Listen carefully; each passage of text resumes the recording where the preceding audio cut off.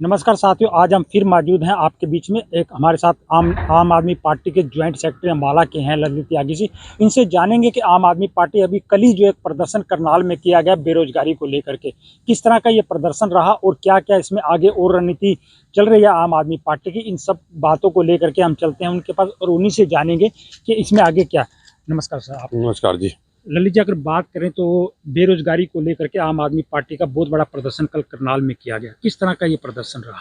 देखिए, जैसा कि आपको ज्ञात होगा, पूरे हरियाणा जो हमारा स्टेट है वो बेरोजगारी में नंबर 1 है। वो हमारी रिपोर्ट नहीं, वो सरकारी रिपोर्ट के अनुसार है। वो नीति आयोग की एक रिपोर्ट आई, उसमें हरियाणा में सबसे ज़्यादा बेरोजगार गए, जिसमें उनकी संख्या 25 लाख के करीब है। तो उसी को लेके हमने एक प्रदर्शन रखा, जिस प्रदर्शन में बढ़ चढ़ के युवाओं ने भाग लिया और हमारे नेताओं को लाठियां भी भांजी गई वहाँ पे। हमारे जो लोकसभा हमारे जो अपने उपाध्यक्ष हैं हरियाणा के, अनुराग डांडा जी, अध्यक्ष हैं हमारे सुशील गुप्ता जी, उनको भी चोटें आई, जो वहाँ पे सब मीडिया वालों ने दिखाई, आज अखबारों में प्रमुखता से छापा गया।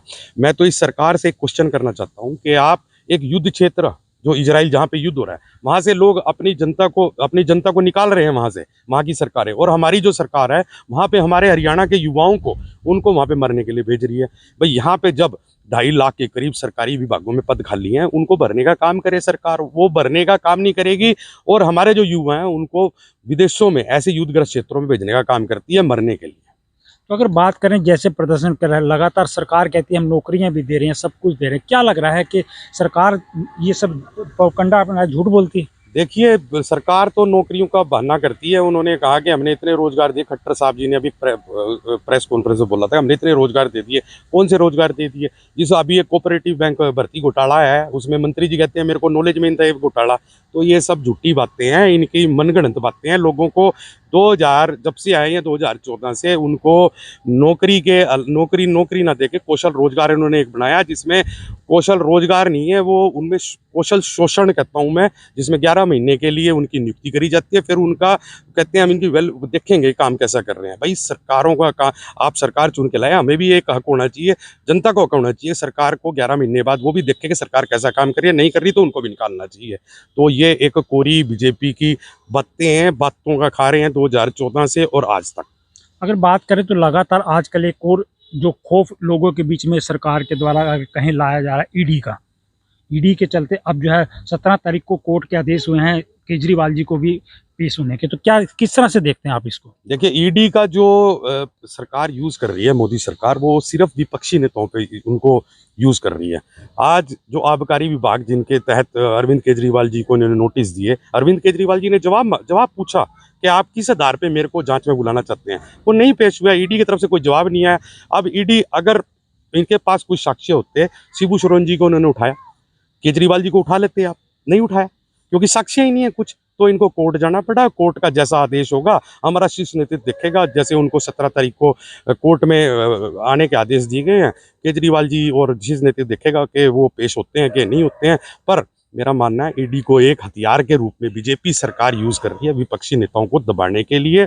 नहीं तो जो घोटाले, एक जल घोटाले, अभी जल घोटाला कह के 30 करोड़ का हमारे नेताओं पे, जिसमें हमारे राज्यसभा सांसद एनडी गुप्ता जी के घर और नेताओं के घर छापे मारे। मैं पूछना चाहता हूँ, महाराष्ट्र में आप बोलते हैं 70,000 करोड़ का घोटाला अजीत पवार ने करा, आप उसको आज मुख्यमंत्री बना लिया है। मतलब जो भी भ्रष्टाचारी है, जिसको ये भ्रष्टाचारी बोलते हैं, जब वो उनकी पार्टी में, बीजेपी पार्टी में आ जाता है, तो वो एकदम स्वच्छ छवि का नेता बन जाता है। अगर वो नहीं आते तो उनके आपको ईडी से, सीबीआई से परेशान करने की कोशिश करते हैं। आज ईडी सिर्फ बीजेपी के हाथों में खेलने का एक यंत्र बन गया है। कहीं ना कहीं अगर माना जाए कि जिस तरह से ईडी का जो उपयोग कर रहे हैं, तो आने वाले समय में इसमें बाकी पार्टियों को भी फर्क पड़ेगा। देखिए जी, मैं आपको बताऊं, ईडी से दबाव की राजनीति कर सकते हैं हमारे नेता संजय सिंह जी, मनीष सिसोदिया जी, हमारे जो स्वास्थ्य मंत्री थे जैन साहब, उनको उनको तो 2 साल होने वाले हैं, करीब 1.5 साल, करीब 1 साल के करीब सिसोदिया जी होने वाले हैं। आज तक एक साक्ष्य पेश नहीं कर पाए हैं। ये सिर्फ उन पार्टियों को तोड़ना चाहते हैं जो 3-4 राज्यों में जिनकी सरकारें हैं, उसके अलावा कुछ नहीं कर रहे हैं। ईडी का दुरुपयोग सबसे ज़्यादा 2014 के बाद भारतीय जनता पार्टी ने मोदी जी के कहने पे किया है। तो अगर बात करें, जिस तरह से आम आदमी पार्टी है लगातार पंजाब में सरकार बना चुके से पहले दिल्ली में सरकार चल रही है, तो अगर बात करें हरियाणा में किस तरह की आगे अब राजनीति मतलब आप क्या एम लेके चल रहे हैं जिससे लोग आपके साथ ज़्यादा से ज़्यादा जुड़े? देखिए जी, हरियाणा में मुख्य विपक्षी दल का जो काम है वो आम आदमी पार्टी कर रही है। आप भी पूरी रिपोर्टिंग करते हैं, जगह जगह जाते हैं, आप देखते हैं जो सड़कों पे जनता के मुद्दे लेके, आम जनता के मुद्दे लेके आम आदमी पार्टी आगे बढ़ती है। बेरोजगारी का मुद्दा जो सबसे अहम मुद्दा है आज की डेट में, बेरोजगार युवा आज नशे की चंगुल में है। बेरोजगार युवा चोरी चकारी कर रहा है, बेरोजगार युवा विदेश जा रहा है डंकी के 30-40 लाख रुपए खर्च के। अगर सरकार उनको यही रोजगार दे, आने वाला भविष्य हमारा युवा है।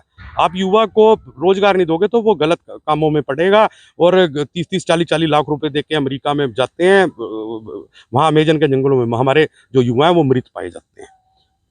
तो अगर बात करें जिस तरह से आम आदमी पार्टी के कुछ नए बड़े चेहरे पार्टी को छोड़ के चले गए, कितना फर्क पड़ेगा उनके जाने से? देखिए, ये तो जैसे हमारे बहुत नेता भी बोलते हैं, वो कहते हैं कि एक ट्रेन चलती है कलकत्ता से, जब वो ट्रेन चलती है उसका दिल्ली पहुंचना है तो बहुत लोग उसमें चढ़ते भी हैं, बहुत लोग उतरते भी हैं। तो एक राजनीतिक विचारधारा है अरविंद केजरीवाल की विचारधारा है।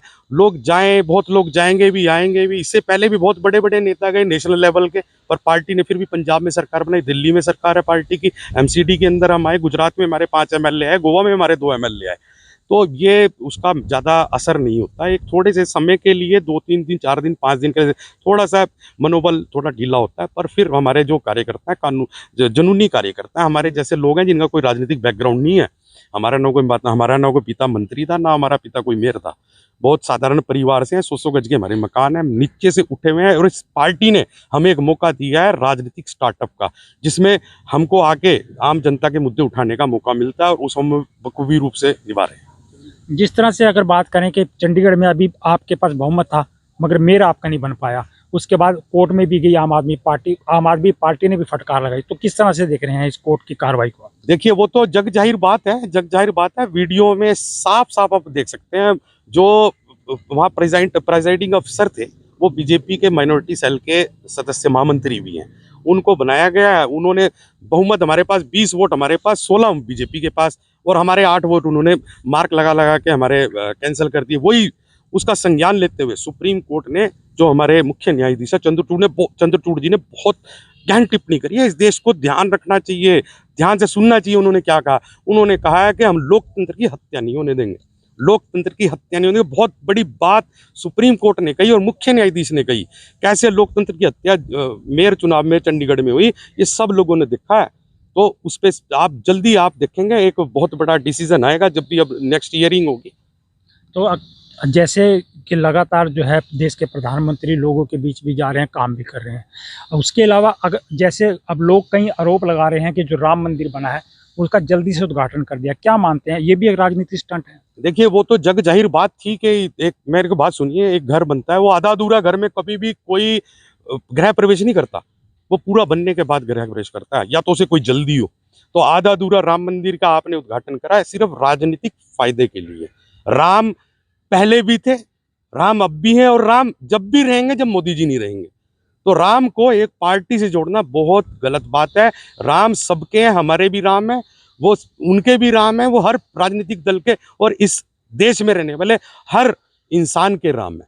तो राम को सिर्फ एक पार्टी से जोड़ना, उसका राजनीतिक फायदा लेना, मैं मानता हूँ सरासर गलत है।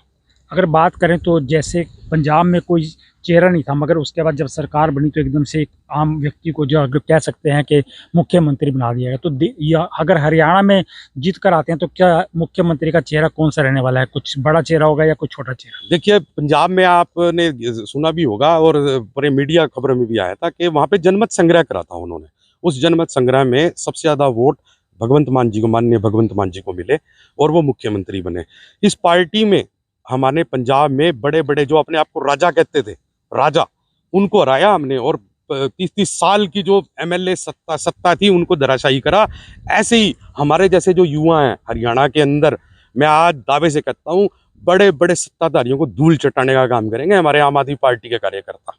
कहीं ना कहीं मुख्यमंत्री भी आम आदमी हो सकते हैं। बिल्कुल जी, बिल्कुल। आम आदमी पार्टी सरकार है। अरविंद केजरीवाल जी को 2011 से पहले एक एक्टिविस्ट से नौकरी छोड़ के उन्होंने एक एक्टिविस्ट होने का काम करा। आज वो मुख्यमंत्री हैं। भगवंत मान जी देखो आज वहाँ मुख्यमंत्री। हरियाणा से भी बहुत अच्छा कैंडिडेट आएगा और उस जो भी सब जनता का राय शुमारी करके उनको मुख्यमंत्री बनाया जाएगा। तो लास्ट में हम आपसे एक और सवाल जानना चाहेंगे। कल आम आदमी पार्टी एक जिले के अंदर जिले स्तर पर कोई कार्यक्रम कर रही है, वो कार्यक्रम क्या है? देखिए, बेरोजगारी के ऊपर कार्यक्रम है। पहले हमने स्टेट लेवल पे कार्यक्रम करा जो कल बहुत सक्सेसफुल रहा। उसी को आगे बढ़ाते हुए हर जिले में एक कार्यक्रम करा जाएगा। हम कमानी चौक में सब अपने जो हमारे कार्यकर्ता नेता हैं वो इकट्ठे होंगे और एक संदेश देंगे। यमुनानगर जिले से वो संदेश जाएगा कि जो जितनी 2 लाख पद 2.5 लाख पद खाली पड़े हैं उनको भरने का काम करे ये सरकार। हमारे युवा दर दर की ठोकरें खा रहे हैं।